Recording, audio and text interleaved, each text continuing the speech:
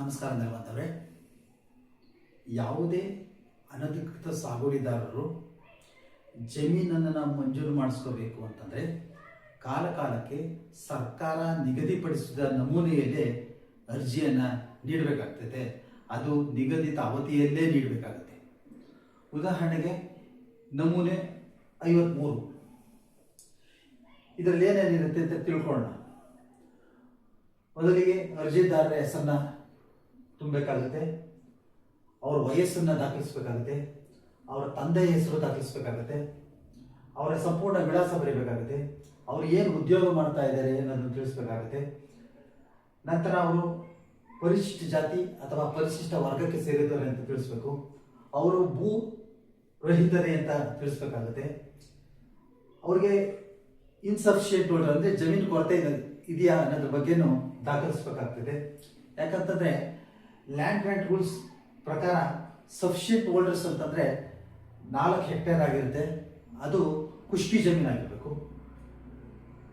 So ಅನಧಿಕೃತವಾಗಿ ಸಾಗುವಳಿ ಮಾಡ್ತಾ ಇರ್ತಕ್ಕಂಥ ಜಮೀನಿನ ಗ್ರಾಮದ ಸರ್ವೆ ನಂಬರು, ವಿಸ್ತೀರ್ಣ, ಅದು ಕುಷ್ಟಿನೇ, ತರಿನೇ, ಭಾಗಾಯಿತು ಅಥವಾ ಪ್ಲಾಂಟೇಶನ್ ದಾಖಲಿಸಬೇಕು. ಸೊ ಅನಧಿಕೃತವಾಗಿ ಸಾಗುವಳಿ ಮಾಡ್ತಕ್ಕಂಥ ಜಮೀನು ಎಷ್ಟಿದೆ, ಅದು ಗ್ರಾಮ, ಸರ್ವೆ ನಂಬರ್ ಎಲ್ಲ ದಾಖಲಿಸಬೇಕು. ಈ ಅನಧಿಕೃತ ಸಾಗುವಳಿ ಎಷ್ಟು ವರ್ಷದಿಂದ ಮಾಡ್ತಾ ಇದೆ ಅನ್ನೋದನ್ನ ದಾಖಲಿಸಬೇಕು. ಸೊ ಇದೇ ರಾಜ್ಯದಲ್ಲದೆ ಬೇರೆ ರಾಜ್ಯದಲ್ಲೂ ಜಮೀನು ಹೊಂದಿರೋ ಬಗ್ಗೆ ಅದರ ದಾಖಲೆಗಳನ್ನ ನೀಡಬೇಕು. ಎಷ್ಟು ಜಮೀನಿನಲ್ಲಿ ಸ್ವಾಧೀನ ಅನುಭವ ಅಂದರೆ ಅಧಿಕೃತ ಮತ್ತು ಅನಧಿಕೃತ ಎರಡೂ ಸೇರಿ ಒಟ್ಟು ಇಷ್ಟು ಜಮೀನಿನಲ್ಲಿ ಸ್ವಾಧೀನದ ಅನುಭವದಲ್ಲಿ ಇದ್ದಾನೆ ಅನ್ನೋದನ್ನು ತಿಳಿಸಬೇಕು.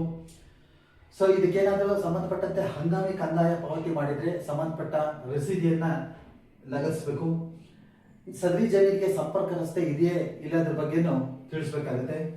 ಸದರಿ ಜಮೀನನ್ನು ಸ್ವಂತ ಉಳುಮೆ ಮಾಡ್ತಾ ಇದ್ರೋ ಅಥವಾ ಯಾರಾದರೂ ರೈತರಿಂದ ಉಳುಮೆ ಮಾಡಿಸ್ತಾ ಇದ್ದೀರೋ ಅನ್ನೋದ್ರ ಬಗ್ಗೆನೂ ದಾಖಲೆ ನೀಡಬೇಕಾಗ್ತದೆ. ಸೊ ಈಗಾಗಲೇ ಅನಧಿಕೃತ ಸಾಗುವಳಿ ಮಾಡಿ ಭೂಮಿ ಮಂಜೂರಾಗಿದ್ದರೆ ಅದಕ್ಕೆ ಸಂಬಂಧಪಟ್ಟಂತ ದಾಖಲೆಗಳನ್ನು ಸಹ ನೀಡಬೇಕಾಗ್ತದೆ. ಸೊ ಅರ್ಜಿದಾರ ಅಲ್ಲದೆ ಅವರ ಕುಟುಂಬಕ್ಕೆ ಸೇರಿದವರು ಯಾರಾದರೂ ಸಾಗುವಳಿ ಚೀಟಿ ಕೋರಿ ಅರ್ಜಿಯನ್ನ ಸಲ್ಲಿಸಿದ್ರೆ ಅವರು ಸಹ ಸಂಬಂಧಪಟ್ಟ ವಿವರಗಳನ್ನ ನೀಡಬೇಕಾಗ್ತದೆ.